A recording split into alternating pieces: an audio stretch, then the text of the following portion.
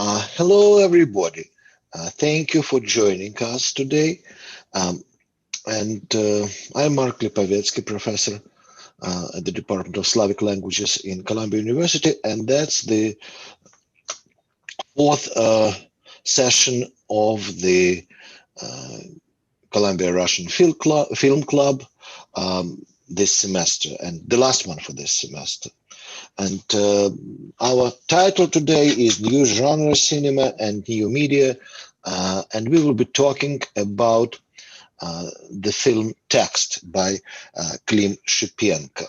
Um, as you probably know, that's the introductory speech that I have been repeating several times. The Film Club typically suggests screening and discussing films. However, since we are all on Zoom now, Zoom is not the best channel for screening films. So we decided that people would screen the films before we discussing, and we will just focus on Zoom on in many senses on debates. And so for the first time, we are collecting a group of experts who are discussing with us on the selected film. I'm saying we because this series, the series events, we run together with Daria Yezerova, the postdoctoral fellow at the Harriman Institute and the film scholar. So I'm very happy to give the floor to Dasha, who will introduce the film we are discussing today. Thank you, Mark. Hello, everyone. If you've been following our webinar series, you know that we've been talking primarily about the films that came out in the last 2 years, in 2019 and 2020, so the films that made a splash and the films that we, thanks to the global pandemic, managed to fully catch up on. And we're bringing the experts in Russian cinema to discuss them with you. And we wanted to round up this semester's series with a discussion of a genre film, Klim Shipenko's Text. And I, as I was preparing for tonight's event, I was reading some of the interviews with Klim Shipenko, and I really love the quote that he gave in one of those interviews. That goes as follows: "There are many auteurs in Russia and no film directors. Да? У нас много авторов, но нет режиссеров." So we're really talking about a filmmaker who kind of is an avowedly a genre film director, and he's been very successful in this. His last two films, Text and The Surf Holop, have done really well in the box office. In fact, the second film that, spoiler alert, we'll be discussing next semester, Holop, has become the highest grossing Russian film since 1991. And Text actually did also pretty well in the box office and received numerous awards, both Nika and Zolotoy Orel, and was pretty seriously critically acclaimed, even by sort of one of the Russian critics that are particularly hard to please. So what we're talking about today is a fairly rare case of a Russian thriller, although we might talk later about whether this genre category really fits with Text, that has managed to be gripping and commercially successful at the same time. The film is based on Dmitry Gluchovsky's novel of the same name, equally a best-selling popular plot, and it sort of centers around a criminal plot line, but arguably a far more interesting aspect of Text is its use of social media.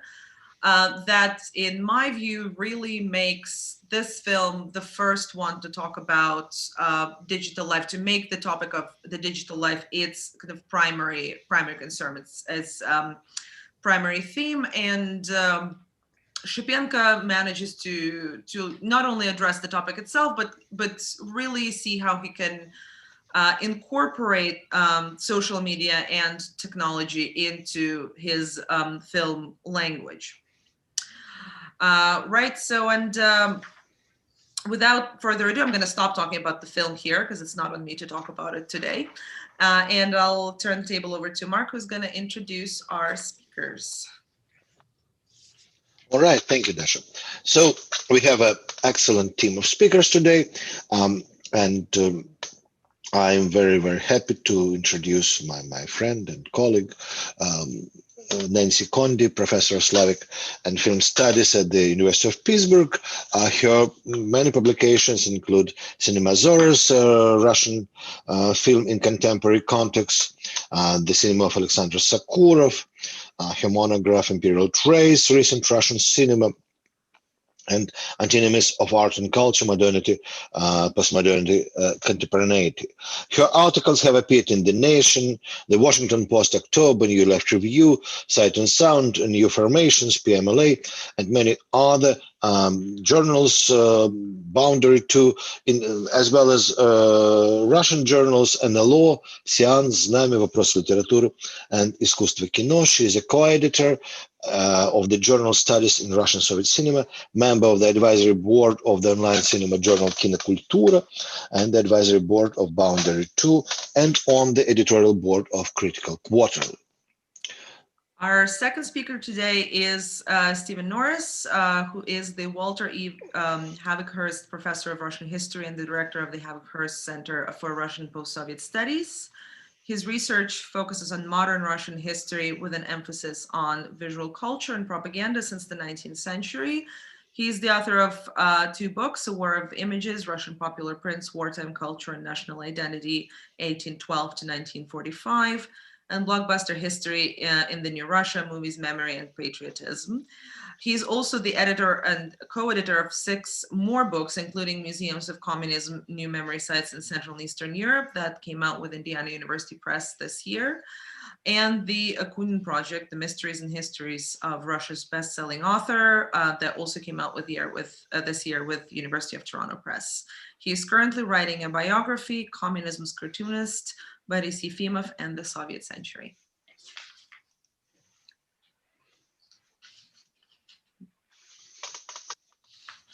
Mark. Okay, sorry. So I'm happy to begin. Mark, we have the final presenter. Please focus. Oh, I'm sorry. I'm sorry. Our final presenter is Dusty Wilmes, and he is an assistant professor of Russian Studies at the East Carolina University. His primary research examines post-Soviet cinema and culture, but extends also to Russian drama, translation, and Polish culture. He has published in Russian literature, studies in Russian and Soviet cinema, the Russian Cinema Reader, Kinokultura, Digital Icons, the Pushkin Review, and many other venues. His monograph in progress is titled Alternative Spaces, Independent Cinema in the Putin Era. So as you can see, we have a group of people who are systematically and for many years studying contemporary Russian film, and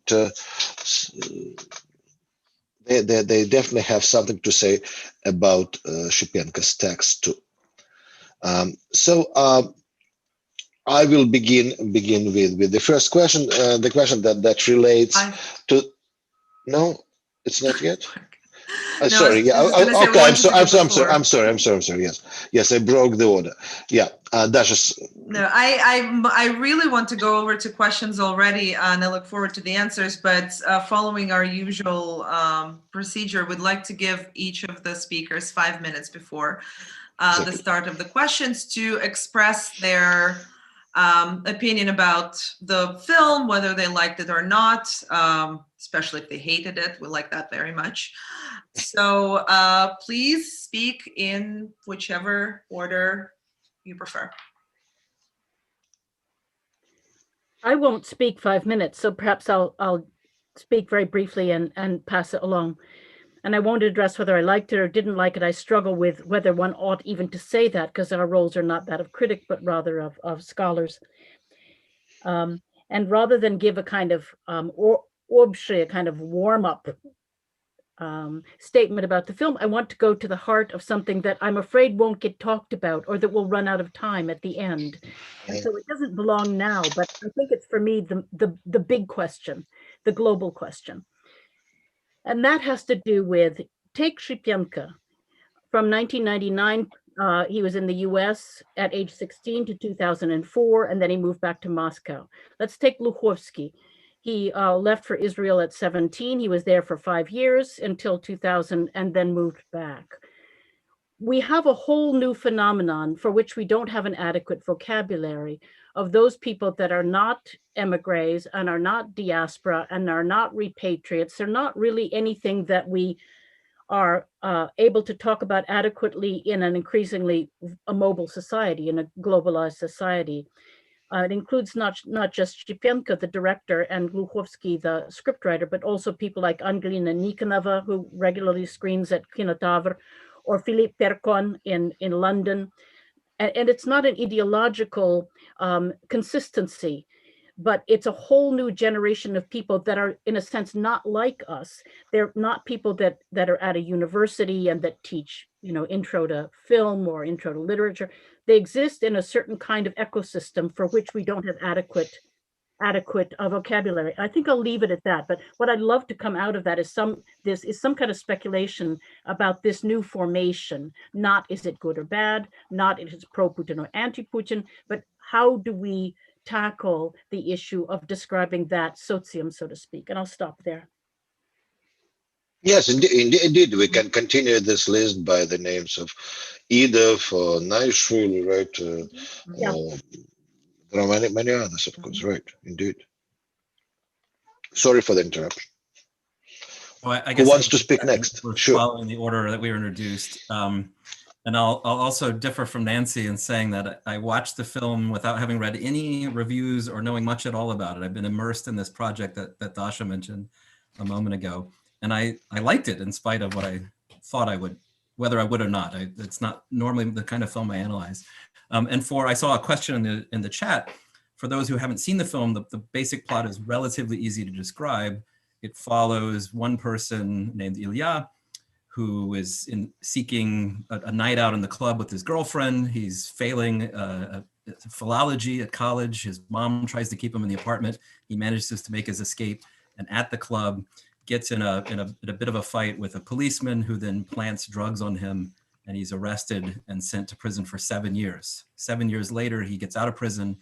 That's the scene you see behind me. He lives in a suburb outside of Moscow, and his life has been ruined. And he confronts his former policeman and accidentally kills him. It's unclear if he wants to or not. And he certainly wants revenge, and then grabs the policeman's phone and begins living a second life through the life of the policeman, Petya, and what he finds on this phone. And more comes to embrace Petya's second life and does certain things, including working with Petya's girlfriend, Nina. And then in the end, can't find a way to live this new life and dies. I sort of ruined the end there, I guess. Everything before that happens in the first 10 minutes or 15 minutes of the film. So it's not ruining it to say Ilya kills Petya.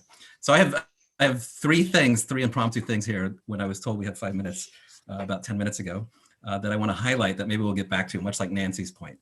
The first is chronology. I am the historian in the crowd here. And it really struck me in thinking about the movie that it's important that Ilya is sent away for 7 years, and that he returns in 2019. It's recognizable because of the technology. It's certainly set in the year in which the film was released. Therefore, he's sentenced to prison somewhere around 2011 or 2012. And it means that he misses all of Putin's return to power, the protests, the increasing authoritarianism of the Russian state. So it's a film that reveals a lot about Putin 2.0, or the current Putin system that we're living in. And I think that's maybe something we'll talk about more. I hope it's something we'll talk about more. Related to that, to chronology, the first point, if he's sentenced in around 2011 or 2012, and it's stated in the film's press that he's 27 years old in 2019, that means he's 20 years old in 2011 or 2012, which means, of course, he's born in 1991 or 1992, which means, of course, he's entirely a post-Soviet person and shaped by everything in post-Soviet Russia. Again, something I think that's significant. The second thing I want to point out is in relation to the title of the film, Text. And the fact that I haven't read really in any of the reviews about the film now that I've read them, the significance that Ilya is studying philology. That is, he's studying languages and the history of languages and doesn't like them very much, although he's doing okay in all but one. Romance for languages, I think, is what he's not doing. He's failing, and his mom wants to keep him in. So there's this notion of Ilya as a person who's attempting and for whom his mother wants to succeed in this world of language and traditional study of languages, but he wants to live a life that's entirely formulated around the cell phone or the smartphone, the text versus text, in other words. And his opponent Petya also, we learn later in the film, didn't study the sorts of things he wanted to study in college. He wanted to be a lawyer, he wanted to be an orator. So there's lots going on here with language and text that, again, I think is significant. And the last thing in terms of the third thing, in terms of the reviews I read, I already forget who it was, probably Anton Dolin. I like his writing, but maybe someone else. Suggests that this film is the anti-Brat or Brother. That is, it's the answer, it's the current answer to Brother 1996, because one could see Ilya and Danila in a kind of dialogue here, one where text ultimately answers or ends, I suppose, the way in which post-Soviet Russia is presented beginning in Brother. Danila in Brother and Brother 2 is confident, he has skills, of course. He kills people, he does so because of a sense of honor. And at the end of Brother, he heads back to Moscow, back to the heart of Russia, and kind of launches his successful brotherness thereafter. Ilya, on the other hand, kills by accident. He doesn't really have any recognizable skills. He's sort of stifled in Moscow and stifled in this other life and can't get out of it. And I think that's sort of an interesting way to think about the way in which this film is in dialogue with Brother, but also all kinds of other texts, classical texts. In terms of the reviews I read, there's references to the Doubles, the Overcoat, to Crime and Punishment, to Dostoevsky of all kinds, to Dovlatov, to Kafka. All of these texts appear in the way in which critics tried to understand and define this movie, not always very successfully. And I think that speaks to Nancy's concern. So I'll turn it over to Dusty. Okay, thank you. Okay.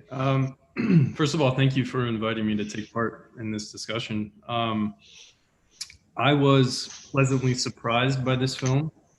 I would say I don't expect it to be on Criterion Collection in 10 or 20 years, but I think it was a well-made film in several ways, and actually quite sort of innovative in certain ways that I think are worth talking about, both in terms of cinematography aesthetics, but also how it's sort of manages to be a crossover film and what you might call art mainstream or something like that. That bridges this divide between, maybe you might say, the unfortunate dichotomy in Russian cinema between patriotic, rather reviled often by critics, and often low quality blockbuster cinema and genre cinema, and very difficult art house cinema. And there's very few films, I can hardly remember, I can name them on my fingers, I think, which managed to transcend that dichotomy, and be very sort of substantive and have and present a social critique, and at the same time appeal to viewers, be very sort of zritelskое kino, have character identification and catharsis, right? So all of the things that Chernucha allegedly lacks, right? So it's a film that manages to sort of cross these boundaries. And I think that in part explains its success. I think it made 6 times its budget at the box office, and that's not counting streaming services and other things. It had, its production sort of aspects are interesting as well. It's as a kind of a multi-platform, or even if we want to look at it as a franchise text in a sense. It was originally a novel, then it was a play, theater play. It was a script written, adapted by Gluchovsky himself, a film. It appeared on several platforms, including television and streaming sites, or a streaming service, like Netflix equivalent, right? And it also inspired a theme song by Basta, right, called Strashno Tak Zhit. So from a sort of marketing formula, perspective, it perhaps carves out a sort of tenable formula for this new, if we can see it as maybe a emerging art mainstream kind of crossover niche of cinema within Russian cinema. There's a lot of other things I'd like to say about it, particularly about the social critique in the film, which I think is, other than the scandalous sex scene that people talked about for months, that's probably the biggest kind of signification that people take away from the film often, is that seeing it as a kind of portrait of post-Bolotnaya Russia. And as a consequence, I can see why it can be viewed as a sort of anti-Brat, or the next Brat, right, for the next period of Russian history. So anyway, I'll stop there. Thank you so much. There were very interesting statements, and I'm especially intrigued by this parallel with Brat, which surprises me. And so maybe you can later explicate it a little bit while talking about other issues. The first question. Say that I really don't like that parallel. I think like one can make an argument for it, but I really think it's not. Again, not to antagonize anyone, but I'm puzzled by it. I'm just puzzled because I don't see this parallel, but maybe I'm missing something. And actually, it is indeed Balabanov who created this crossover of genre and cinemature, right? So that's exactly, maybe that's where this film falls into this niche. But basically, the question about the genre is quite critical, and especially for our discussion.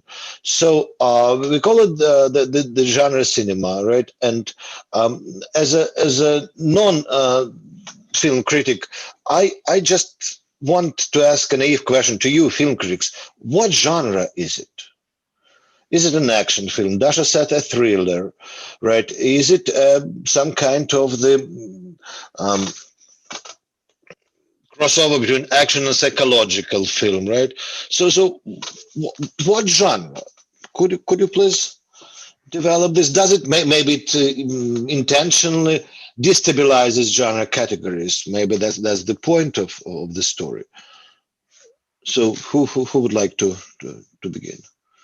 It's listed on Kinopoisk as a thriller and a drama. So in that sense, it fits those categories. However, as Dusty, I think, said quite well, it manages to be commercially successful and kind of straddle the art house categories. I like what you called it, art mainstream, Dusty. I was thinking we could even call it a philosophical adult blockbuster, or a mass intellectual thriller, or something like that. It almost requires its own entry into the Cinemasaurus, because I think it quite consciously taps into other genres and plays with them. It doesn't necessarily destabilize them. I don't think that would be the word I use.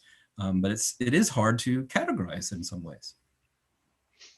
But if it is a thriller, there should be some kind of an intrigue.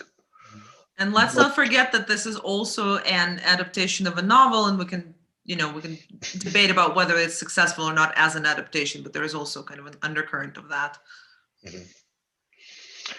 Well, it's certainly a psychological crime thriller, right?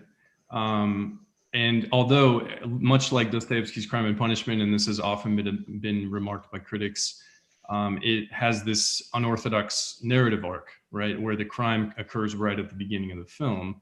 And so the drama of the film is the aftermath, the cover-up, Ilya's conscience and grappling with his conscience, etc. So very much kind of, I do believe the film is consciously in dialogue with Crime and Punishment in that way. And also I think it's sort of Gluchovsky's want to do that in his works, for those of you who've read some of his novels. So yeah, I think it does conform to many of the conventions of the crime, psychological crime thriller. But it's sort of a lot of the suspense, which of course a key element of the crime thriller is suspense, right? Mm-hmm. And also involves mystery, which here we don't have. But most of the suspense, it seems to me, comes from this strange element in the film of him vicariously living through or impersonating Petya, which gets into the kind of the text element of the film, or the digital aspects of the film. So that kind of replaces the traditional suspense of the crime thriller. Another genre that I think is maybe worth mentioning is that digital genre of digital life, which is becoming kind of a new emerging genre internationally, especially. As Dasha said, I don't think it's very developed in Russian cinema. You can think of films like Selfie. I don't know, for those of you who've seen the film, it's not very good in my opinion, but it's a Minaev adaptation. And the film Sheena 667. There's various films about online life. And I actually think Loveless is sort of in dialogue with that genre as well, because of the prevalence of phones and selfies and texting constantly, but sort of about dealing with this theme of technology and narcissism and et cetera. Mm-hmm. Yeah, so there is this emerging genre in world cinema. It reminds me a bit of Polish director Jan Komasa, who has 4 films now. He shot Corpus Christi, which won up for the Oscar a couple of years ago.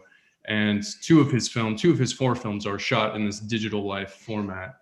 One is called Hater, and another is I believe it's the Suicide Room or something like that. But they're shot with chat rooms and text and things like that. So there is this kind of emerging genre, emerging attempt to capture digital life as well. Anyway, I'll stop there. I'm going on. Thank you, Dusty. Nancy, would you agree that this film has a suspense? I would say, in order to provoke you, Marek, particularly. Yes, please. I would argue that the genre, that this is a zombie film. After Petya occupies this space. I gladly agree. In the undead, he's killed, but he's still available to Ilya to visit. He inhabits this place in the sewer that is a limbo between life and death, and is yet not yet passed over to the other side. And even when in real life, when he was still alive, he was a kind of a pradashny oper Veskayan in this middle space, both consuming drugs and also prosecuting drugs. So he's this middle figure in between 2 things.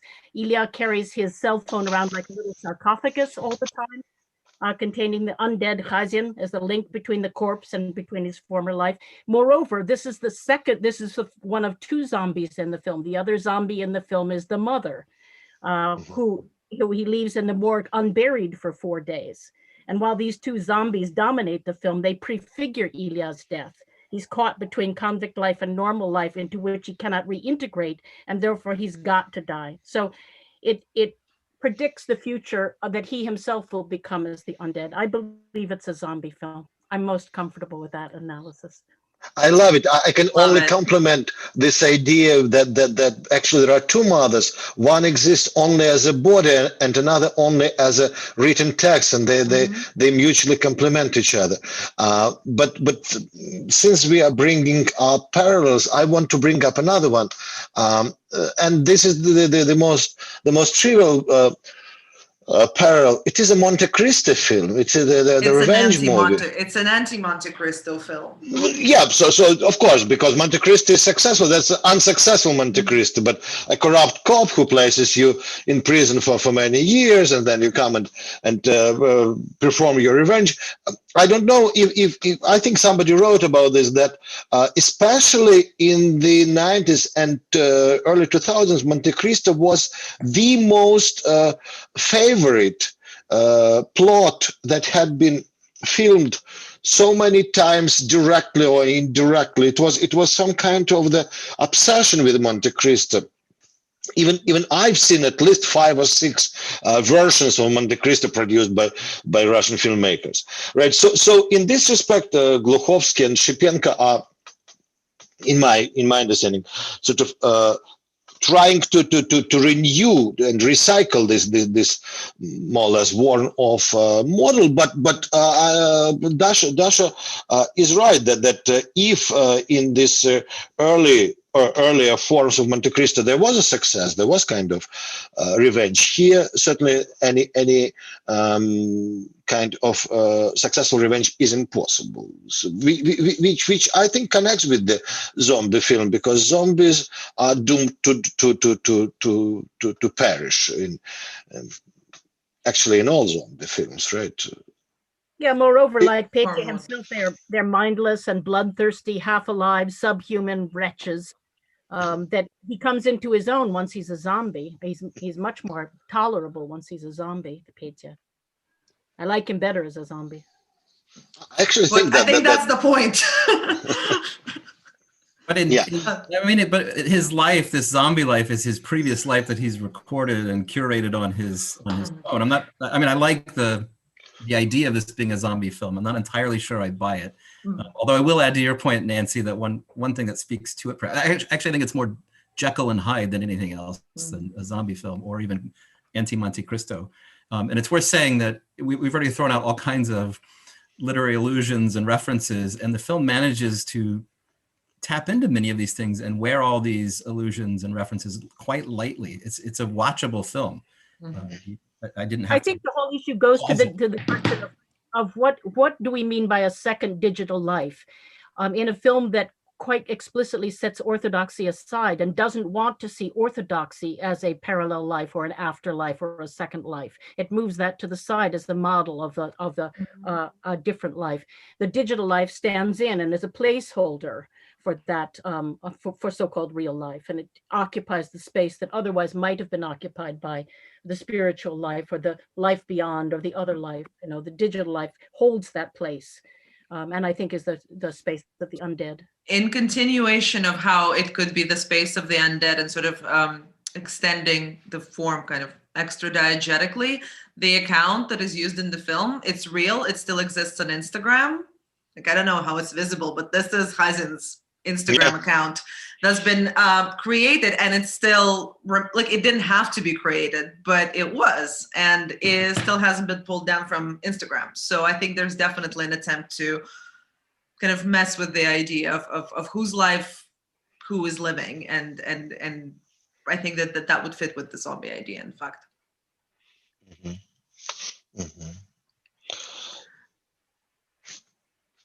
So yeah, go ahead. And of course, I realize that this is somebody in humanity, in culture, speaking to historians. So we're worlds apart from each other in how we even approach what constitutes knowledge. And mine is, of course, a provocation. It is a provocation that I think inadvertently points up certain things about the film that is in the boiler room of its decisions. Yeah, that's absolutely true. But can I return to the question about Brat? Because actually in Russian cinema, Brat is a genre of itself, right? So it has created a certain pattern and so many imitations after it. Leaving aside its ideology, which for me it's pretty disgusting, but speaking about it as some kind of the return of the simple guy, the victorious simple guy, sort of which brings in his understanding of the truth into the corrupt world. So the corrupt world remains more or less the same. Only the forms of corruption are changed, right? However, of course, Brat was very successful. Here we have another attempt of sort of editing or correcting the corrupt world, and that's done pretty literally, right? So Ilya corrects life mistakes done by Hazin, right? But he fails miserably, right? Eventually, he's penalized for that in the most harsh way, right? He's just executed, as we can see in the finale. To me, especially this finale, and especially this entire setting, reminding another film. Actually, the film series, the TV series, Nenasty by Sergei Rusulyak, based on the novel by Alexei Ivanov that tells the story of the basically the mafia of the Afghan veterans, of the Afghanistan veterans, and again another sort of good guy who tries to restore or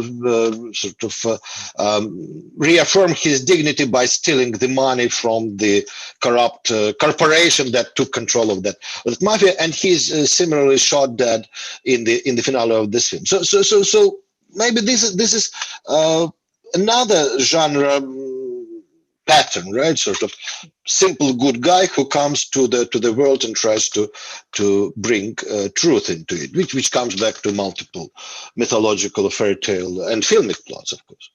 I just I think Steve has something to say about Douglas that's worth listening to. Steve, say what you have to say about Douglas. I'm interested in your views. Oh, I was responding to Dusty. I would add that to the list along with Selfie and Loveless as films. Maybe this is a new genre, films that talk about the narcissism of social media and the way it shapes people's behaviors in the world. I think we could add text to that. So it's not entirely unique. But to Mark's point, the comparison to Brat is, of course, on one level, relatively superficial. It's a loner in a black sweater who engages with the world that he sees as wrong and wants to enact his version of truth in it and do some right. But I actually think it's more interesting than the way you characterized it, Mark, in that he's unsuccessful. That is, Ilya in text is unsuccessful only in that he doesn't live in the end. He doesn't achieve what Danila does. He doesn't get to go back to Moscow, live in a nice apartment, hang out with rock stars, and then go to America and rescue Russian prostitutes. But he's arguably more successful in doing good in the world than Danila ever was, in part because he's not tricked into it by his brother, who's equally corrupt, which is, he manages to repair Petya's relationship with his mother, attempt to repair Petya's relationship with his father, and actually successfully, I think, both in the end, and of course, successfully repairs Petya's relationship with his girlfriend, Nina, who decides not to have an abortion and give birth, and even proposes to her. So I think that's what the reviewer, who already I forgot of the reviews I read, was referencing. That's the way it kind of taps into these very prominent themes in Brother, and in many ways is more successful because it's more believable, I suppose, in the end. And he does actually accomplish these small acts of, I don't know, truth or goodness, whatever we want to call them. But then he realizes at the end he can't continue with this sort of life. He's not allowed to in this climate in 2019. The problem that I have with the comparison goes something like this. I'll see if I can say it without being rude to anybody in particular of the film world. I don't mean us, but beyond the film world. Is that, Klim Shipenko is no Balabanov, is the short version. When in the conditions Balabanov was shooting, when he was raging against Sistema, are so distinct from the conditions in which Shipenko, with all his safety nets, are shooting when he films text. I find in that respect the comparison, if not odious, then disrespectful of the larger social context. That both films are about rage, and actually it's what I liked best about the text is that it's about anger. But when you figure the conditions within which, God bless him, Shipenko is permitted to produce, to compare it with Brat makes no sense. Sociologically makes no sense to me. I'd like to Nancy, if that was the end of the comment, I'd like to follow up on it. I didn't interrupt you. Okay. No, go ahead. Yeah, I also don't fully buy I actually don't buy it entirely, the comparison to Brat, and just kind of from standpoints. I did want to bring up the question of budget, which I think ties in with what Nancy said, that like there is just kind of a, not even the political contributor, but also the mere budget that Shipenko was able to spend on this film, but kind of more towards the both form and content. The only kind of viable similarity that I see is the kind of when Petrov is walking across those gray landscapes outside of Moscow, not even the walk itself, but this pretty realistic kind of grimy, melting snow, gray building. Yeah, what Steve has behind him. That to me was like, okay, this is pretty realistic in the way that everything in Brother is very realistic that takes place outside.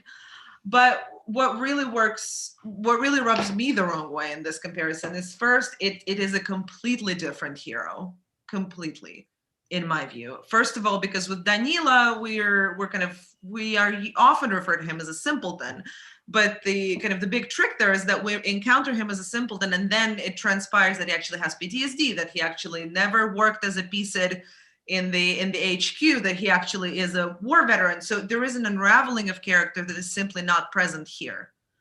We encounter a young, presumably 17-year-old guy in the beginning. It's pretty standard, unassuming, and at the end it's just this kind of wreck of a person who doesn't really achieve anything. So I think it's a completely different character. And another thing that ties with what Nancy brought up earlier about the director spending time in the US and Gluchovsky, and sort of how do we begin to approach the filmmakers whose formation is definitely hugely informed by what used to be called the West. To me, text is a full-on kind of an international product. This is Russian film only by the place of production and by the reality that it portrays. In my view, this could have been done, change the country, change the name of the authorities. It would have worked just as fine. And I think that really speaks to a larger trend. I mean, of course, we can bring the old question of, is there a national cinema in 2020? To what extent is the question relevant? But we want to talk about Kholop next semester, about Shipenko's second film, and you would think that, okay, that film is set in the kind of a historical reenactment park before the emancipation of the serfs. That's the theme, and he made this film the same.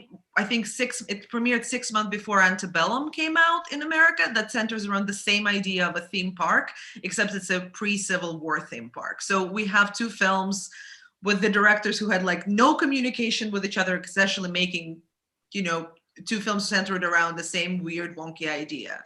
So I don't see how text is any different in this respect. Think about any film that is focusing on someone who has been falsely accused and had to spend time in jail. And I'm not convinced that this has anything specific to Russian cinema, both in theme, largely, or in form, especially. So yeah, I'm against the old boy, comparison. of course. Yeah. Thank you, Dasha. I'd like to go ahead and disagree with many points made here, just for the sake of discussion. Although I actually agree with many things Nancy and Dasha said as well. But for the sake of the comparison, I do think it can be a productive comparison, at least in one aspect, which is that in this social portraiture aspect, or in the sense of Ilya as a character or as a hero of his time, just as Danila was very much viewed as a hero of his time in cinema, right? He was very emblematic of this time in Russian cinema.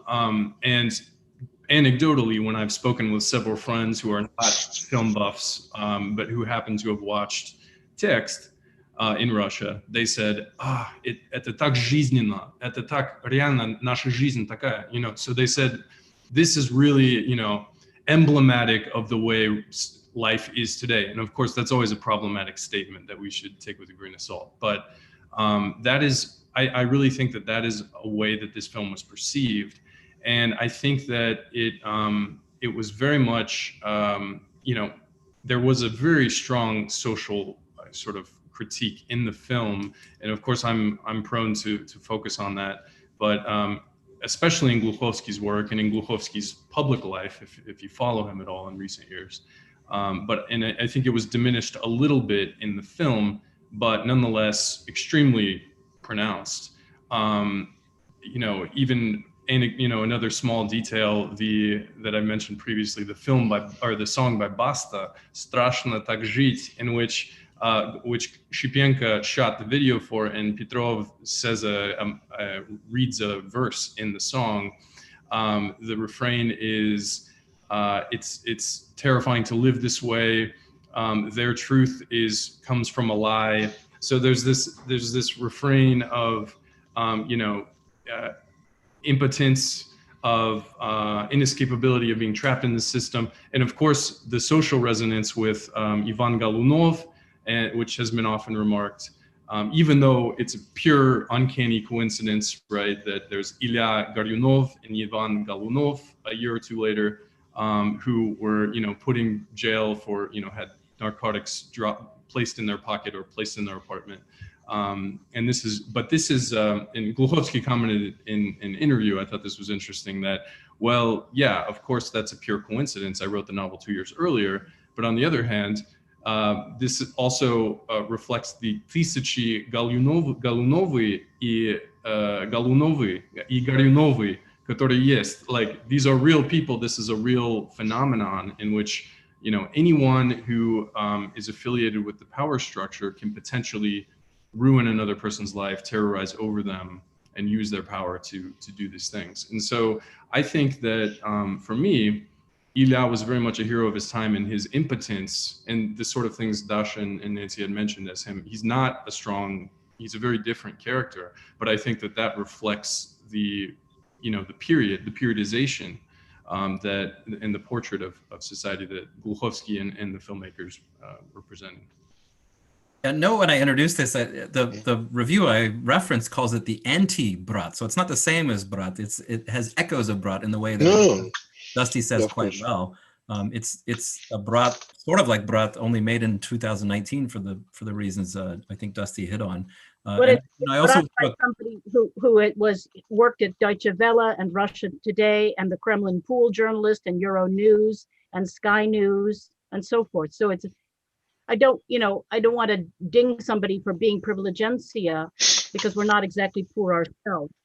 But the cocoon around this group of people is quite comforting compared to the conditions in which Balabanov was working in that sense.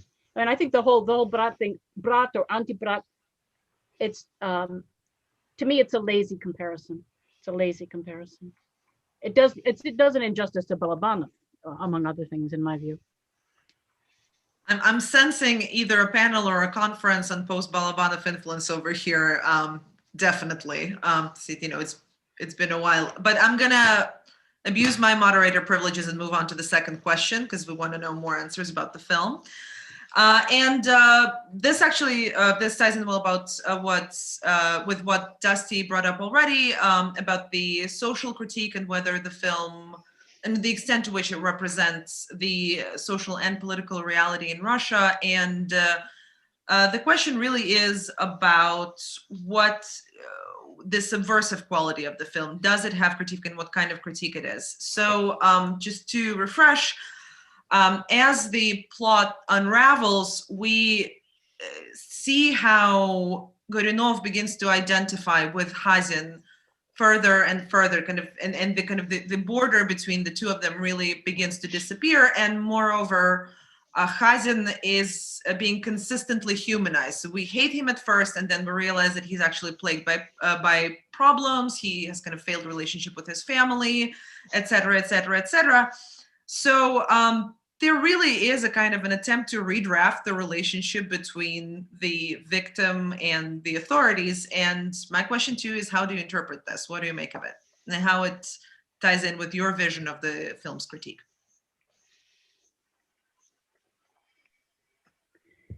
I'll start off with something. I wanted to riff off of Stephen's invocation of Duchlis.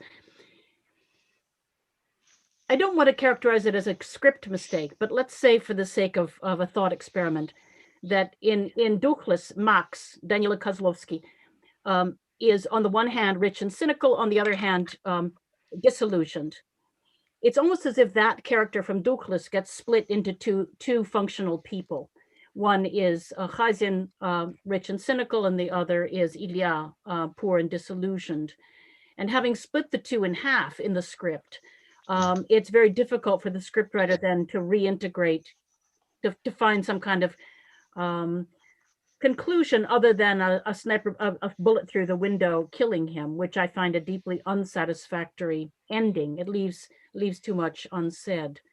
So So this is, I suppose, to say that although Shripenko, I believe in an interview, has characterized the ideology of the film as class hatred. It's a film about class hatred. I understand that position, but I'm not sure that it quite addresses the kind of schizophrenia in the film between poor and disillusioned on the one hand and rich and cynical on the other.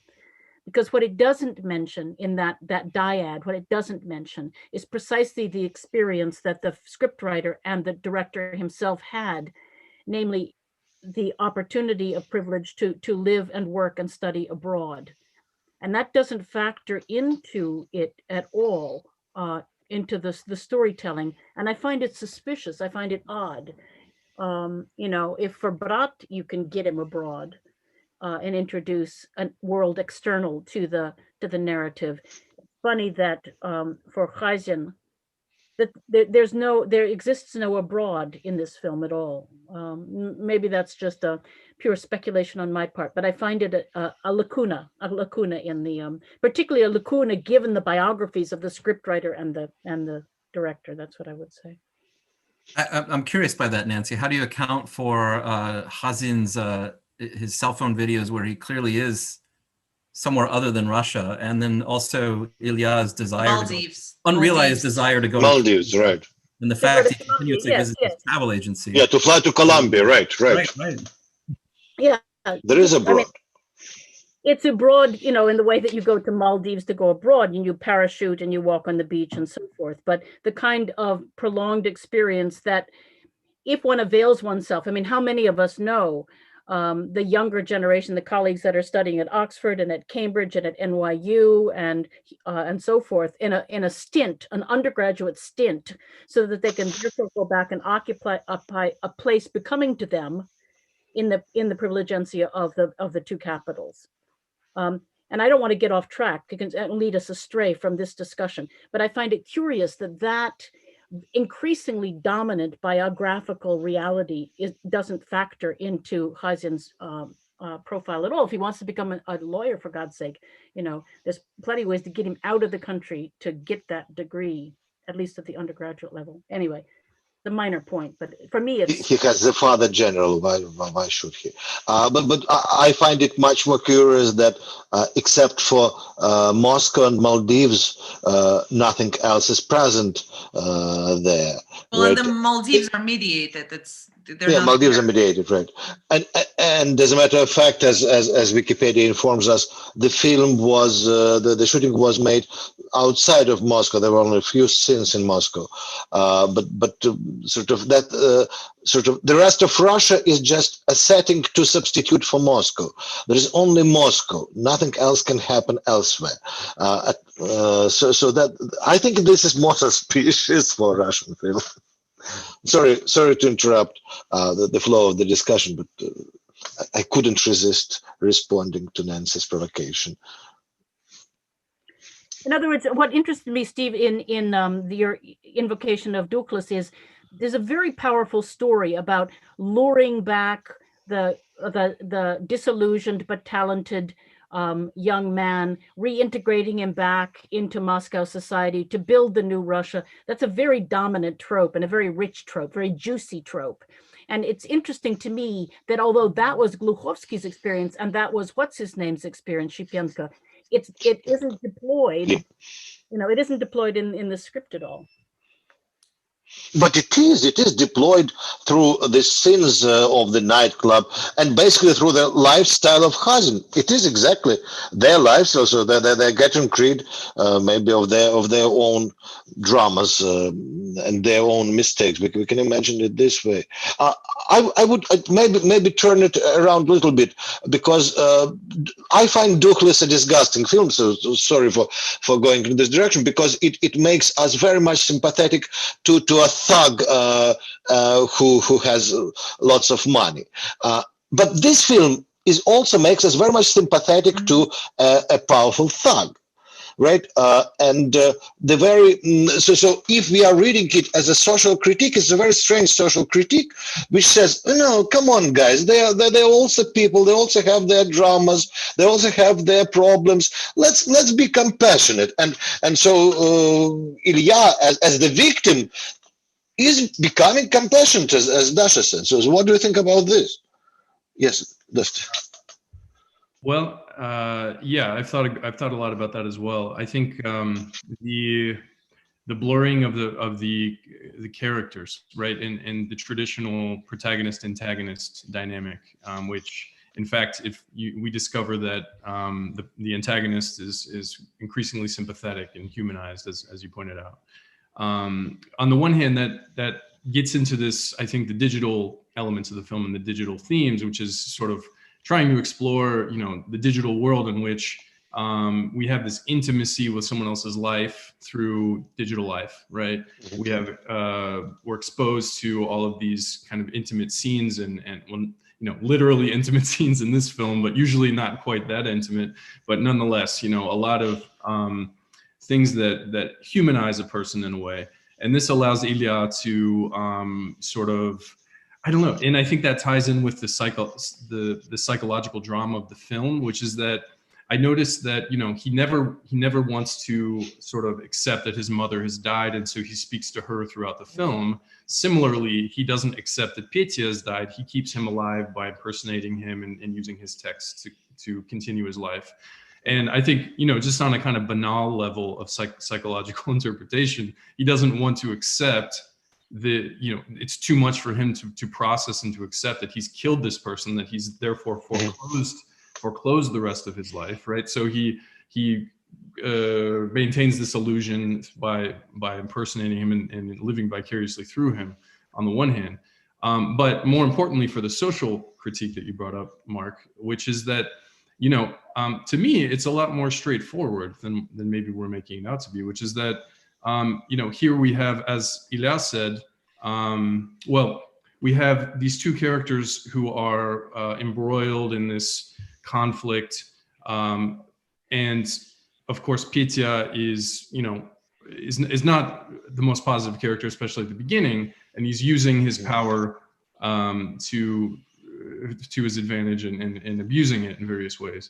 But as he's humanized, as throughout the story, we realize that he's sort of trapped as well in the system. He's trapped in his own dramas. His father's a general.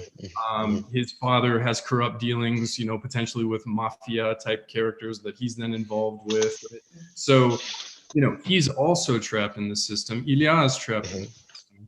And to me, it presents a fairly straightforward systemic critique then, not of individual responsibility, but of one in which everyone is sort of a victim, or sort of a reversion of the жертвы палачи, right? So, he says, Ilya says in the film, Mama, like, you raised me to be the идеального зека.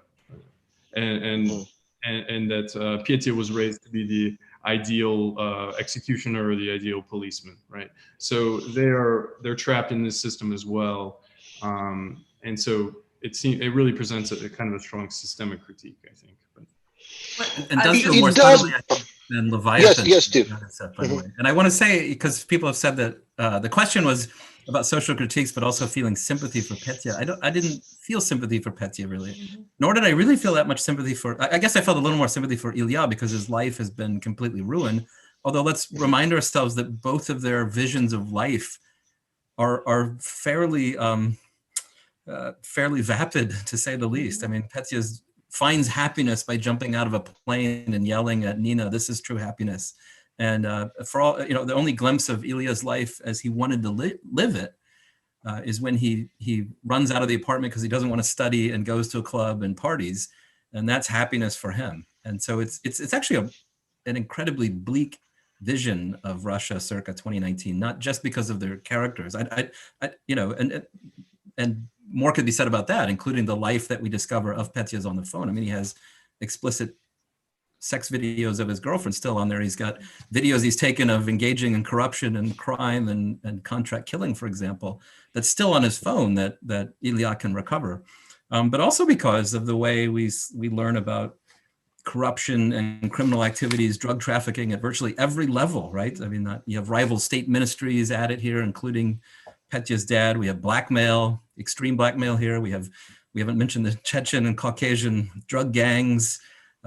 We have the unbelievable wealth of the post-Soviet elites, at least as lived and enjoyed by people like Petya.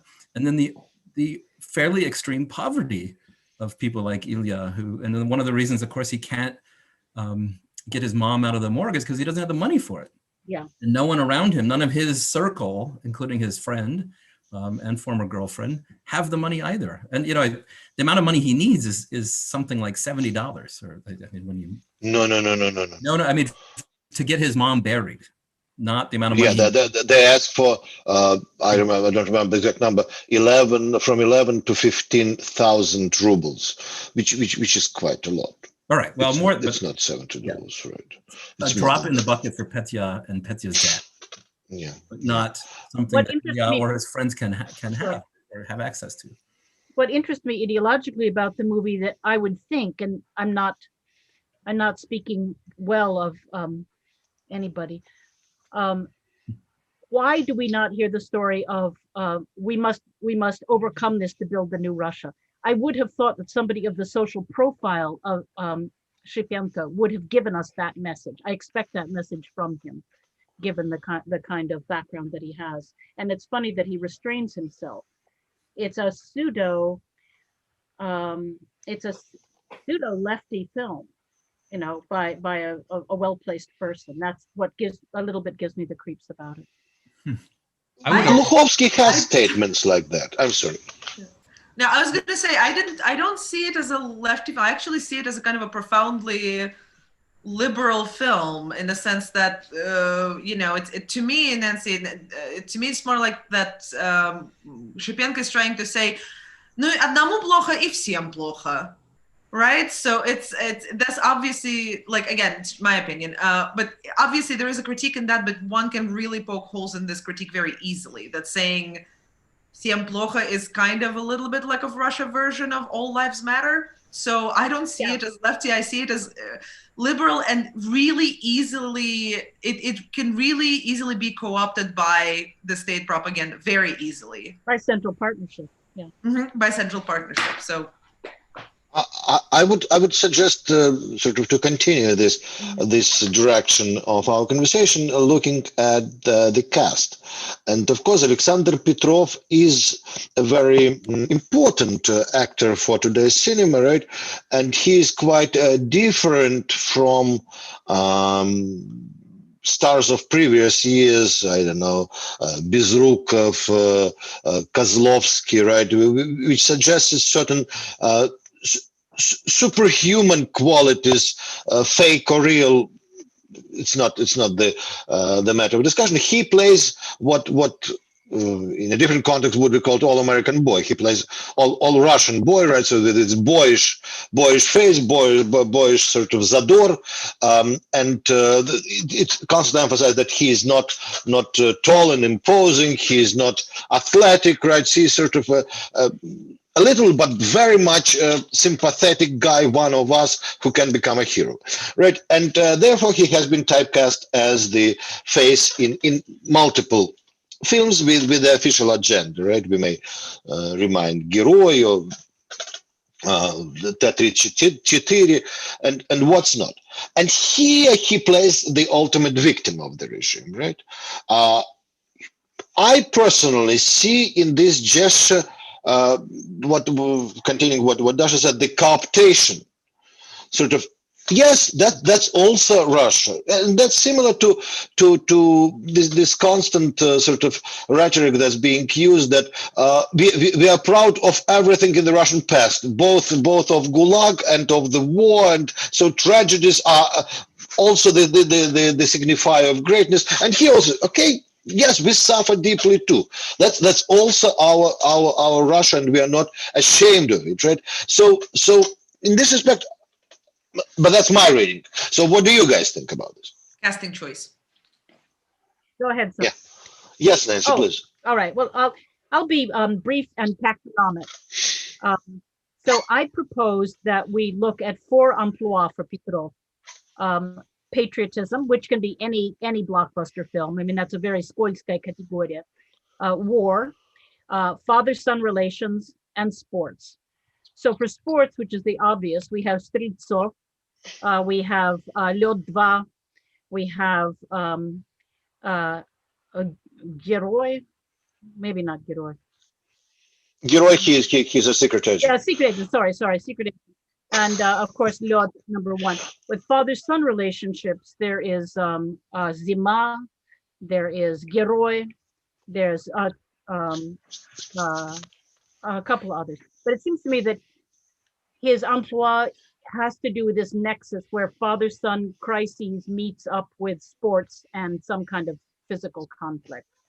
If I were to find a kind of Venn diagram of Alexander Petrov, that would be the Venn diagram. And in that respect, it isn't all that different. But I'm eager to hear other people tackle the question. Thank you. You forgot T-34 for war. That's an important, and patriotism For war, of course. Right, no exactly. fathers in that, but I remember. I suppose this one then would fit in the father-son relations because he's absent a father and encounters the father in the form of Petya's father and tries to make up with him. Yes, you could argue that, yeah. It's an imperfect taxonomy. Mm-hmm. There seems to be I'm noticing a recurring theme here where we talked about Shipenko, we've talked about Petrov, and I think we can definitely talk about Gluchovsky as being highly commercial sort of pop culture artists, largely. Of course, those are problematic terms, but broadly speaking, and who are now in this film suddenly making a kind of gritty socially oriented film. And that sort of raises some skepticism, I think, from among us, and especially through the industrial channels that it's being produced as well. But I think it's interesting to note that Gluchovsky, in one of his interviews, was actually asked this question, and he said, they said, well, you've always written fantasy. This is your first film in a realist key, and he said, yeah, well, myself, but also the filmmaking team, and he named specifically Petrov and the female lead whose name is escaping me at the moment. Yeah, thank you. That they explicitly suddenly wanted to do something more real, right? That they wanted to do something more substantive, and that this was their sort of coming out into the world of whatever, with highbrow pretensions, or into the world of kind of making a serious social comment. And so I think that accounts in part for what's going on with Petrov as well. And honestly, just to play devil's advocate and to be a little bit more maybe even-handed about it, I also have this kind of tendency to just dismiss it as something akin to, I don't know, Minaev or Dukhlis or something like that. But here, I don't know, I kind of respect the effort. I do respect Gluchovsky as a kind of a public intellectual. If you listen to him on Echo Moskvy, he's very articulate and he's very outspoken for many years. And I think Petrov is organic in the role. I think he's quite good in this role. So for me, it actually sort of comes across, even though it's through these commercial channels, as a kind of, I don't want to say subversive, but certainly a socially substantive, edgy film. Yeah, his ability to kind of have that coiled nature where violence could be around any corner is quite effective. He plays that quite well. And I haven't read Gluchovsky's novel, but from what I understand, that's a change from Ilya in the novel, who's more nerdy. But I wanted to say, I find Petrov interesting from the point of view of scholarly study. Not that doesn't make it good or bad, because I think he's kind of the logical point at which a couple different aspects of post-Soviet cinema are reached. And one would be the sort of star power and bankable star. So, Petrov has replaced Kozlovsky, who replaced Khabinsky. And Bezrukov. And Bezrukov, don't forget about Bezrukov. And in fact, I read a poll yesterday came out that I read just today when I was thinking about this tonight with, I think surveyed 1,600 respondents across 320 cities in Russia. And Petrov and Khabinsky tied as the favorite actor of the decade, each with 10%.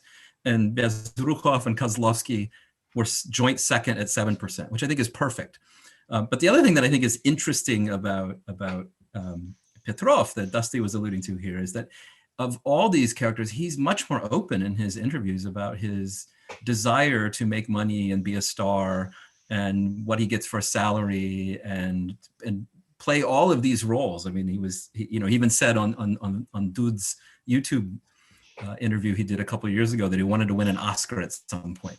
And that I think if in the sense that post-Soviet Russian cinema has gone Hollywood to a certain degree and in certain genres, it makes sense now. This is now Petrov's, this is a familiar story, just like Mark's reference to the All-American Boy. He's the actor who was typecast in certain ways, and now this is his breakout serious role that's going to win him awards, which will now lead to more serious roles. But in doing so, it keeps him in the news. He's constantly in the news. I mean, he has a very People magazine-ish quality about him that I think is interesting too, and not like other Russian stars, at least male stars that I've already mentioned. I think what Steve, you said about the kind of People's Magazine quality of Petrov, which I think you're so right about. To me, that again, that's something that compromises the critique, because I construe it as a gesture in a sense that, okay, so here is this boy who is always either the kind of, like Mark said, All-American Boy, Russian boy, but the hero or the victim. So to me, it's kind of, again, back to a little bit of a kind of a propagandistic stance that you could always be either the hero or you're a martyr for the cause or just the martyr of the system. So that to me, again, kind of speaks of co-optation precisely, that works on this association of the same guy is the hero, the same guy is the victim. And we like our heroes and our martyrs alike because both say something about Russia. Right. Well, he's a brand now. I mean, he is a brand. That's the key here. And yeah, the People magazine part, when I was looking up information about him, I had to filter the Google News that I was getting, because if you just type in his name and hit news on Google, you get all these stories about his love life, and his on again, off again relationships and things like that. Then you have to filter that through anything he says about his movies. So he's got this quality, I guess, that's bankable, very bankable. And he's made a lot of money on his movies. I don't even filter. I know who he dated and everything. Right. It actually works. You're so educated. Well, I know at least 2 women he dated because I have no filter when I Google names. So, okay. Are there any more comments about the casting choice, or shall we move to the next question? One last comment, which you're welcome to disagree with. Quite apart from the number of comments by several critics who have written beautiful pieces, and I enjoyed reading, that talk about the homophilic aspects of the relationship between Khazin and Ilya. I find it a relentlessly heteronormative film. I mean, just Absolutely. relentlessly heteronormative, and Petrov included.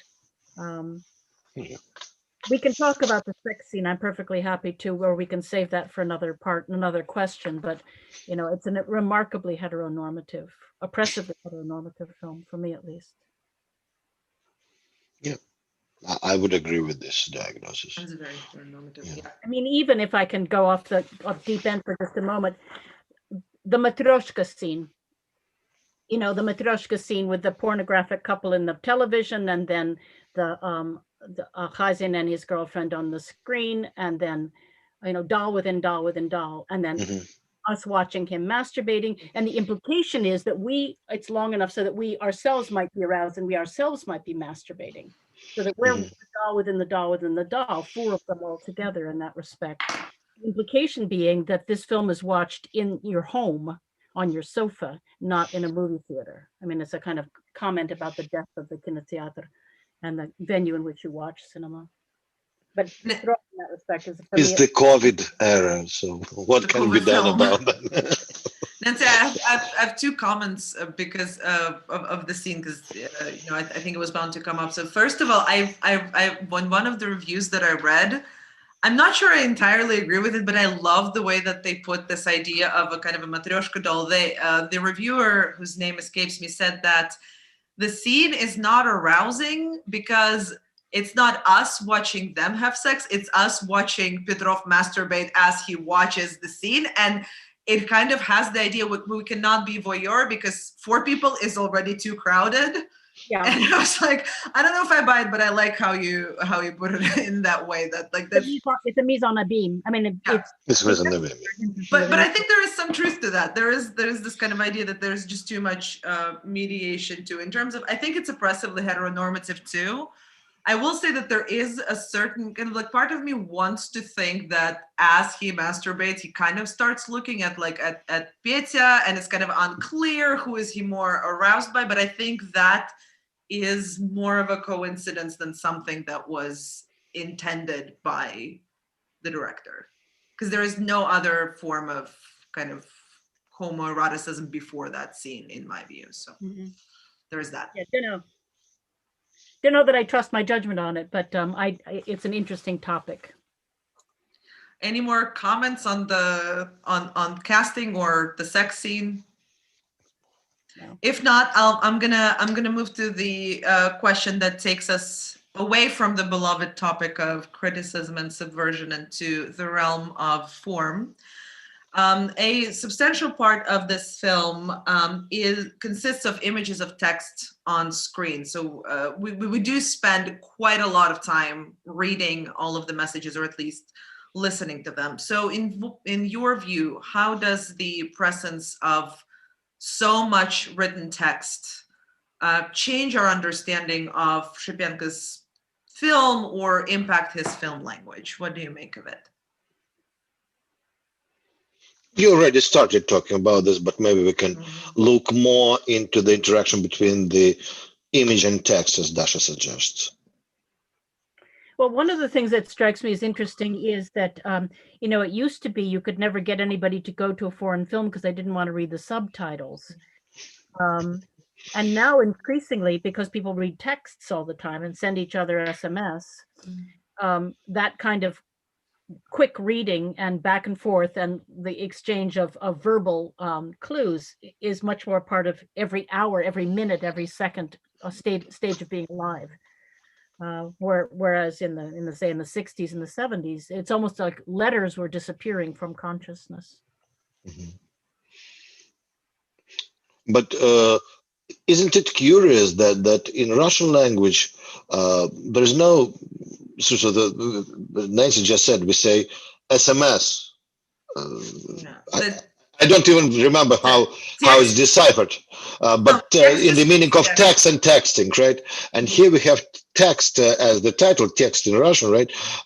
Which does not directly relate to the process of texting. So what do we do of this?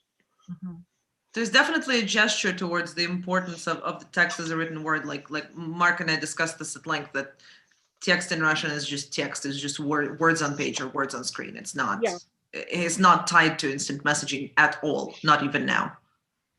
Yeah, you wonder why they didn't call it SMS. Yeah, that would be more logical, right? But maybe this title suggests a different reading, so as if reading of Hazin's life as a text that is being edited. So which I already touched upon. I think that is the answer, and that also that's why, as I said at the outset, Ilya's successes and failures as a philology student are significant too, and it highlights, of course, the role of the phone or the smartphone, which is arguably the central character of the film, and in terms of the way the texts on the film and the phone itself have kind of carry important snippets of our lives, how it shapes our behaviors, how we speak to it in the form of voice text. So that's the other way around. I thought that was actually quite well done. How does a film called text not be overladen with too many pictures of text that you have to sit there? Well, of course, we now have voice text. So Ilya speaks to the phone, translates it into text, and then it gets sent. So we get to hear what he's saying. The way he touches it, the role of the phone as an object to be touched, the way we type into it, photograph and film our lives within it. I mean, I think that's actually, in my mind, that's one of the reasons I ultimately liked the film. I thought that was well done, and not, again, it could have been so heavy-handed and uninteresting, especially given the director. But I think it wasn't. I think that was quite interesting. That's what sold the film to me too, by the way, the integration of text itself and the other media and how it further influences the language of the film. And it's what gets to some of the, more philosophical ideas of the film that also I found interesting about how real our lives are, how easily in some ways Ilya was able to assume Petya's life because he was able not to have his voice appear to the people that would have recognized the voice. Also, managed to spend at least a week or so avoiding everyone physically, successfully, in fact, and still convince his mom, dad, and Nina, and the drug lords who are sort of looking for him, that he is in fact Petya, which I found interesting. I mean, the way I was thinking about the film, that what does it say about our lives and the way our lives are mediated through our phones these days is at the heart of the film.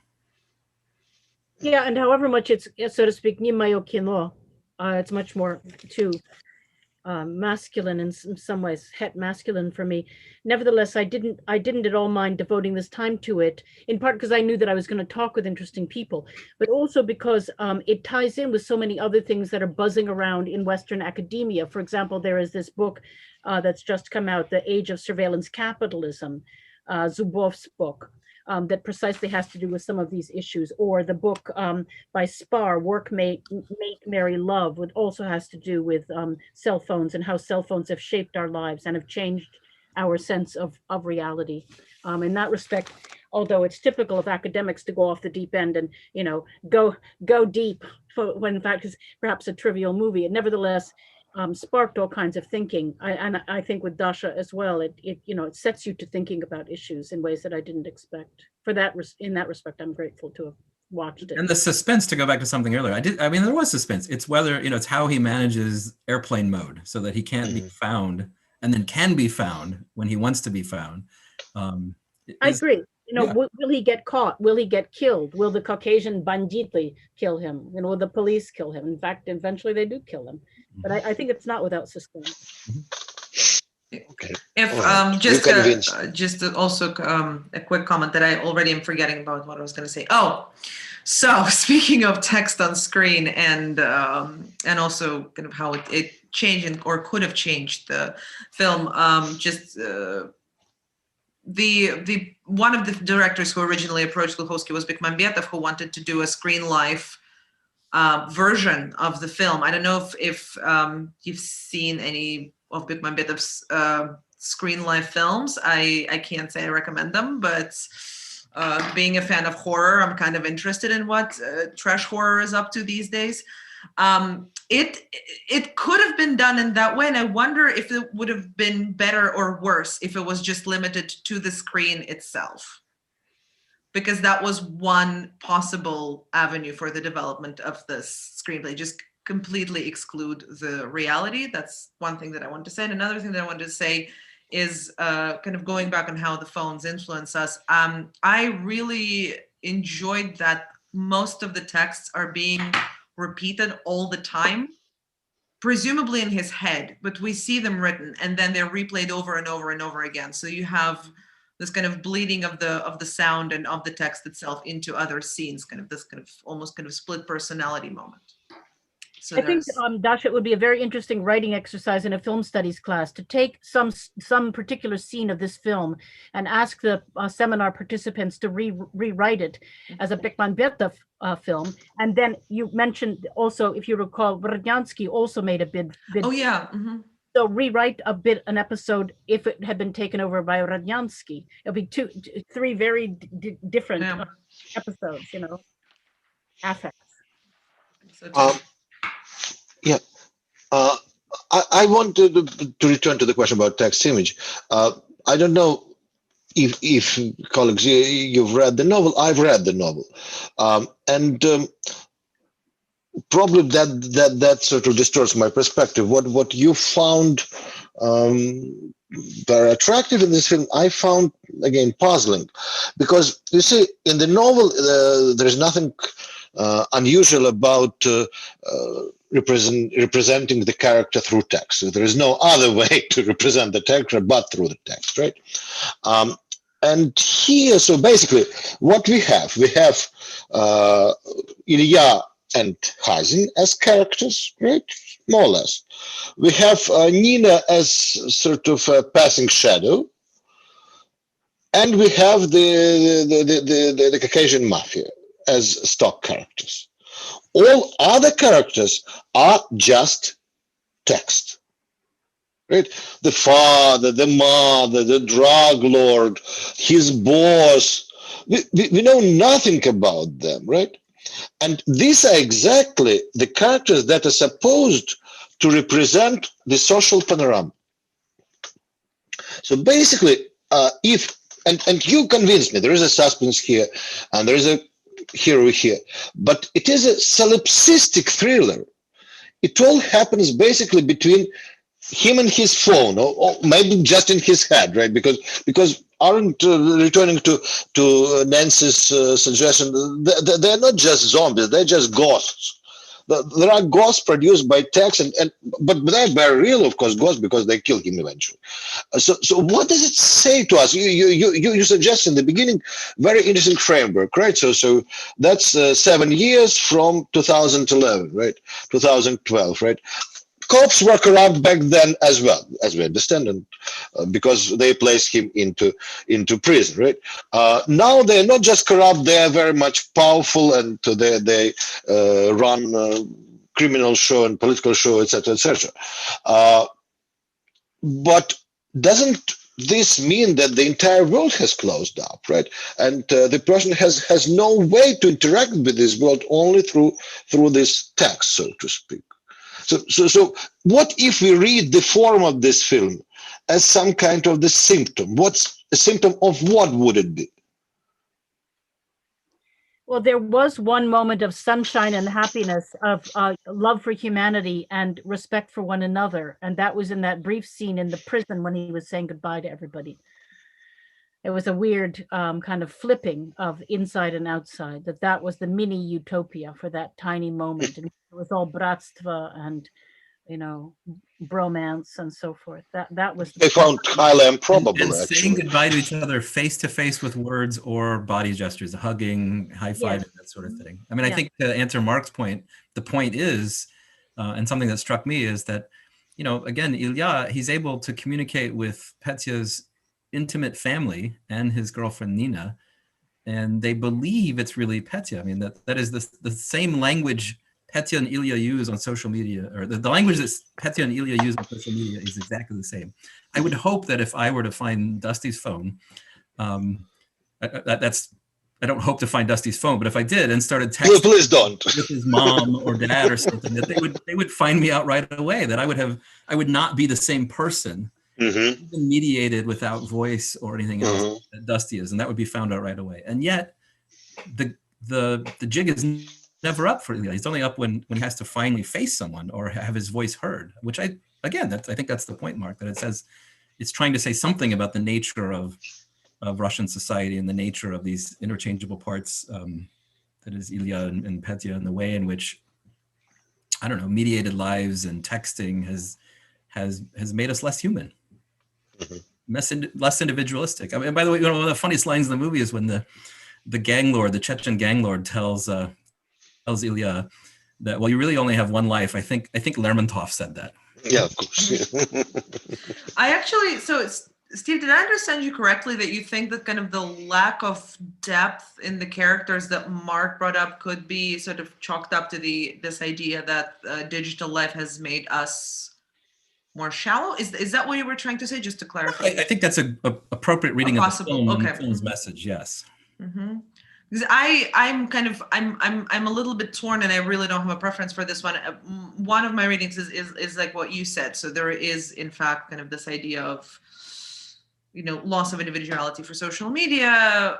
But then I wonder whether this was kind of maybe a half-baked attempt to place us in Ilya's interiority, and that's why we only know a limited amount of information of the characters. So I don't know. I'm still trying to figure it out, and I'm still not sure. And and also there has been quite a few films in which the kind of shallow characters have come to the foreground, in my view. So I don't know, Mark, what do you think? It's a broader trend or not? Because you kind of suggested it when you asked it the way you did. I just have a question, don't have an answer. I feel that there is something.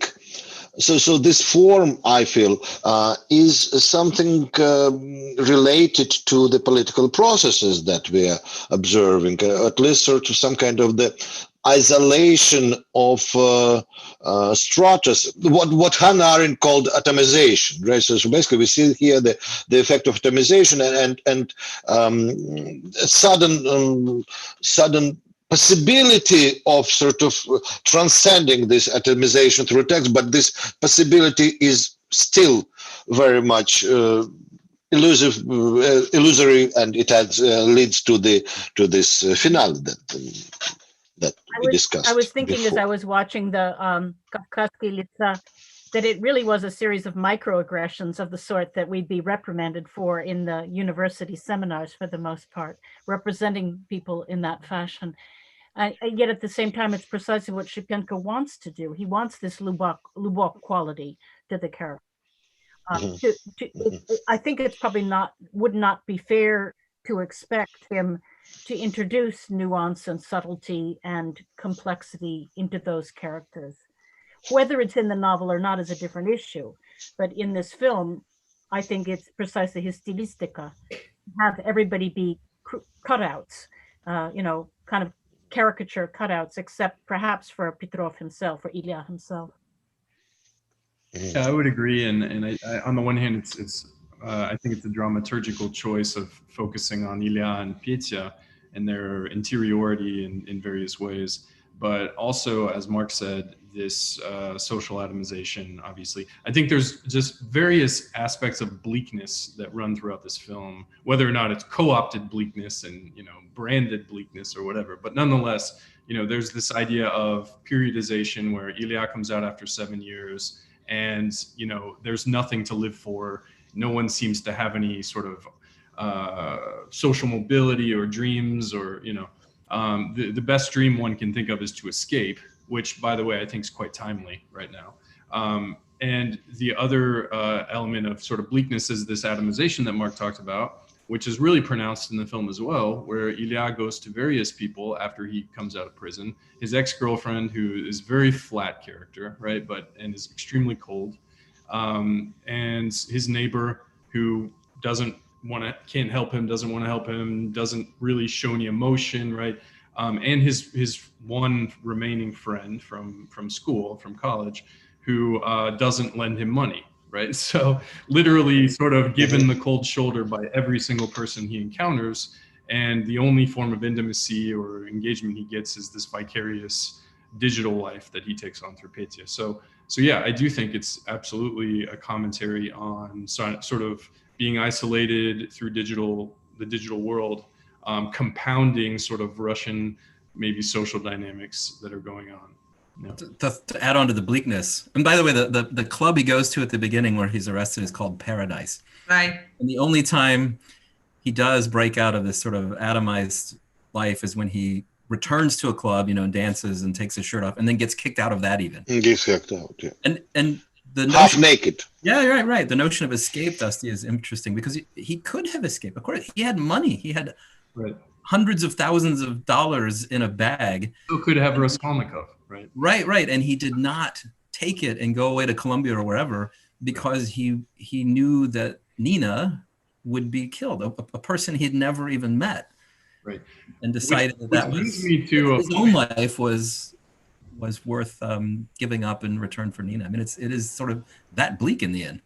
Which I mean, we haven't talked about it yet, but maybe I don't know if I liked it or not, but I guess again, it sort of worked for me. Is at the beginning, there's a Dorian Gray aspect of this too, right? Or a reverse Dorian Gray aspect. At the beginning, he's drawing a self-portrait. He has talent as an artist, and then throughout the movie, he constantly scratches over it. And by the end, it's no longer a kind of realist self-portrait. It's more like, I don't know, Egon Schiele or something like that. I mean, it's really stark and jagged and violent, which is the way he himself has sort of been chewed up, and now at the end, that's all that's left. And of course, too, the other thing that actually again worked was, when he takes possession of the phone, Petya's blood is on it because the blood that Ilya has punched him and shed, and then the very end is Ilya's own blood splashing onto that self-portrait.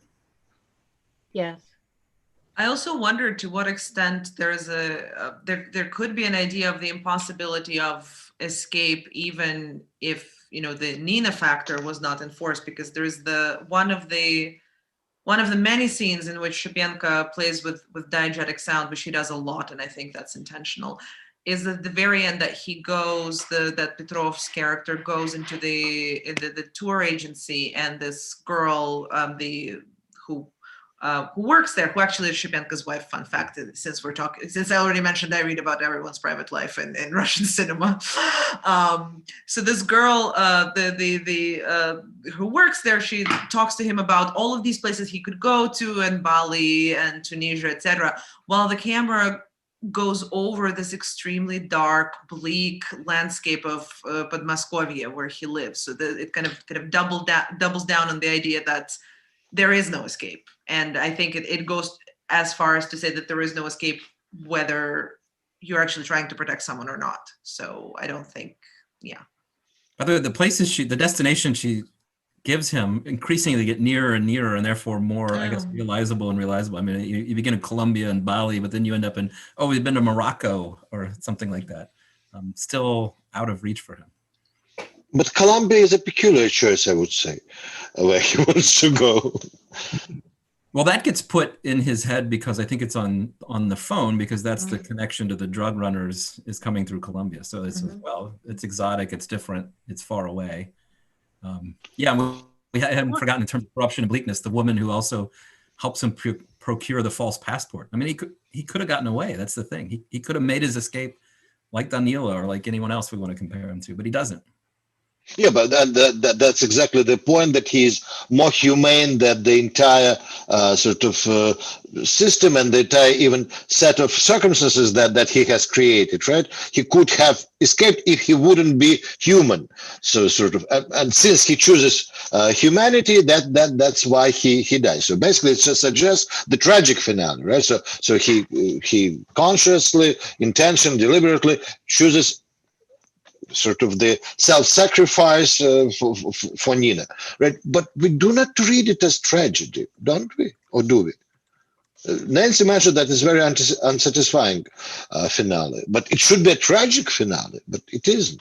Yeah, I think it's a script mistake. If you take Nina out, then he could get away perfectly well, number one. And number two, I just, for me, the error of the film, and it's ridiculous for me to talk about it unsuccessful since it's a blockbuster of millions of dollars, but I'll barge ahead anyway, is that it's impossible to like Khazin. And in that sense, the project fails. We might like his mother, we might, respect his family, they might be lovely people, but, we can't warm to anything. His mother is dead. We can't warm to Khazin. And in that respect, it seems to me that the film fails in its empathy project.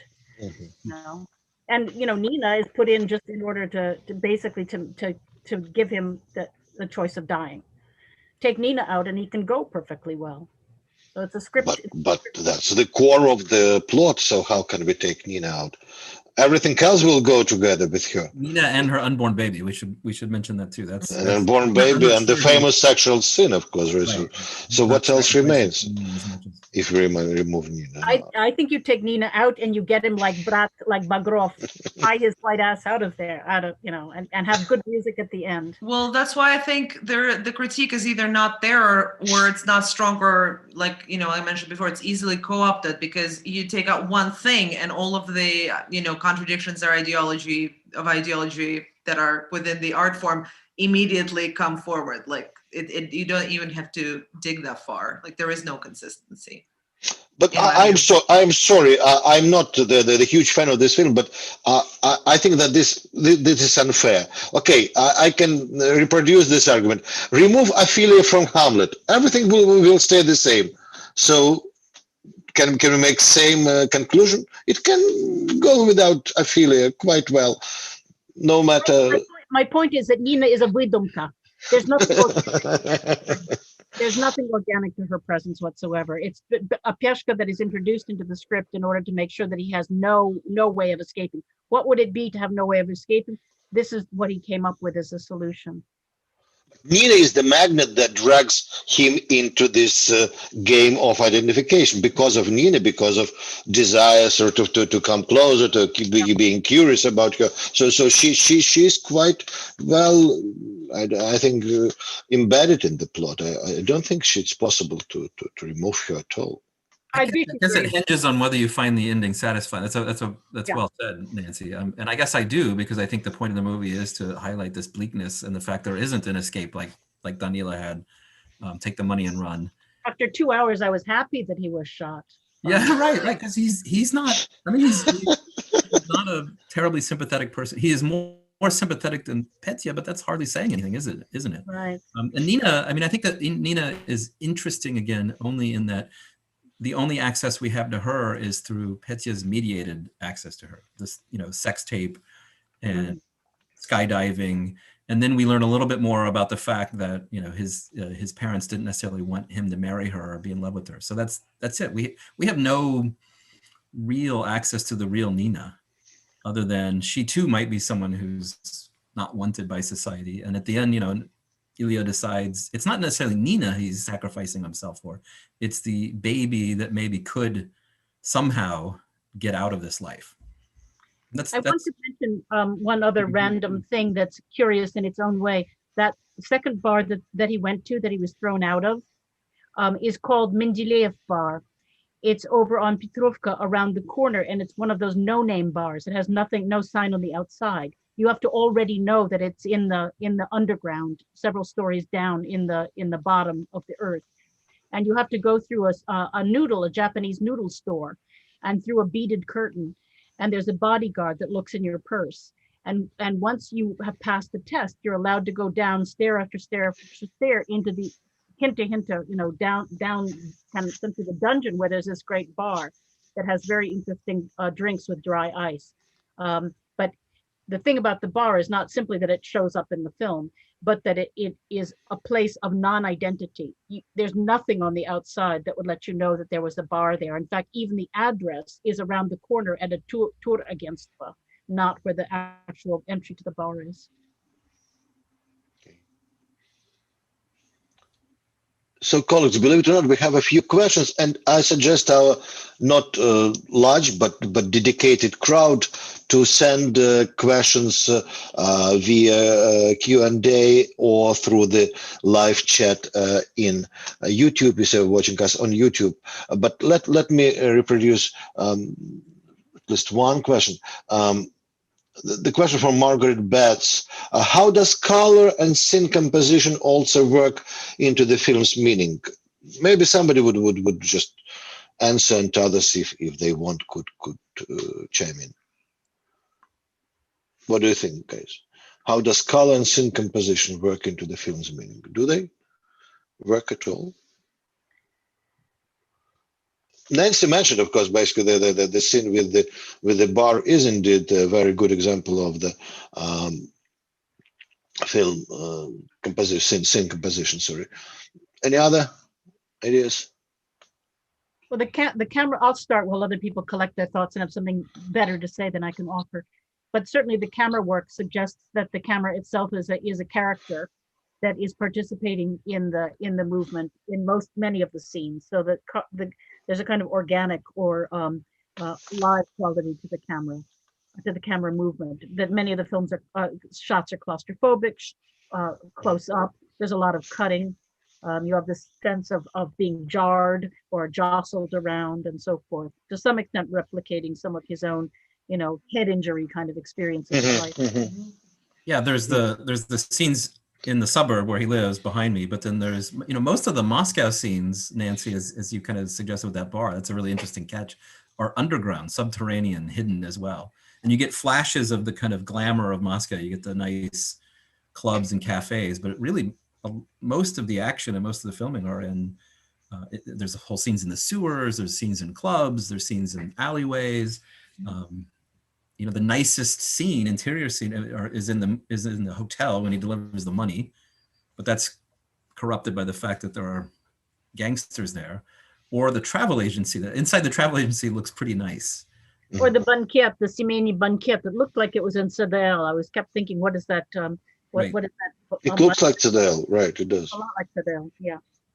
Maybe I'm wrong. Hallways and alleyways. There's a lot of interior shots, the apartment shots. Again, there's a great contrast drawn between Petya's apartment and Ilya's home life. There was also a bit of the intentionality that I think is a bit too heavy-handed. That's some of which Nancy already brought up, and the kind of switch from Rai in the beginning to this kind of subterranean club. Another one is that I think, I'm not sure, but if I recall correctly, the drug gang sits in the hotel that's on Nikolskaya, which means it overlooks exactly the FSB building. Partially Detский Mir on the left, and then Lubyanka right up front. So, well, there's a reference to that the only place we can meet is Lubyanka. So I mean, it works for me. Thank you. So let me read a few other questions. Two questions from Yanis Tsiligakis.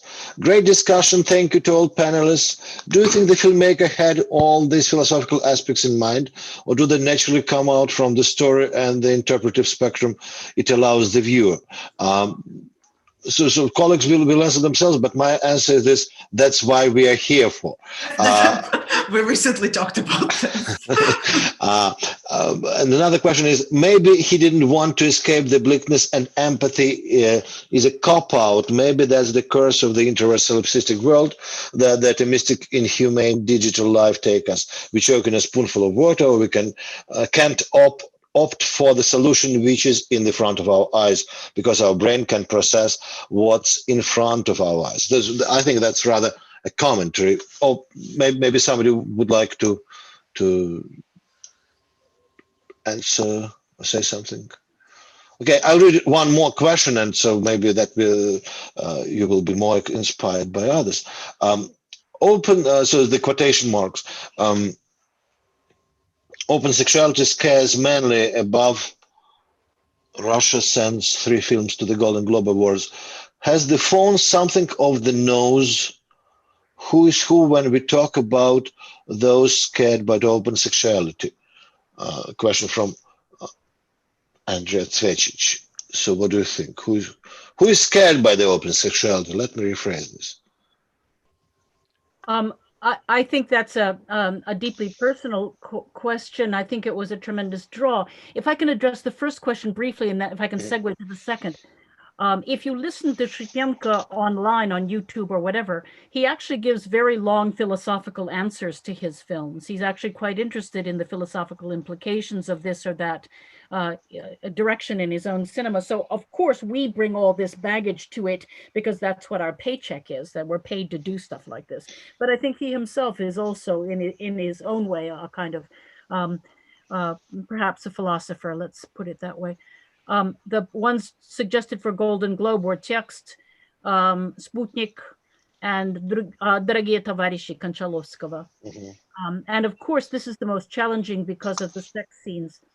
And I'm not sure, but there's another version of this film that takes the sex scenes out, as I understand, and it's that one that would probably be put into the competition. Moreover, as I understand what Shipyanka is up to, that's quite interesting to me, is that he chose Start because he wouldn't have to obey any of the rules about obscenity and so forth. And so this is a whole new era of streaming, it seems to me, a whole new generation of dealing with crackdowns. I'll stop there and let other people. Yeah, it's quite savvy marketing, right? He knows this is an 18+ movie, but the worst of the language and most of the sex scene won't be in the theaters, but it'll be available when it's streaming, which will get more viewers, which will get more attention to it.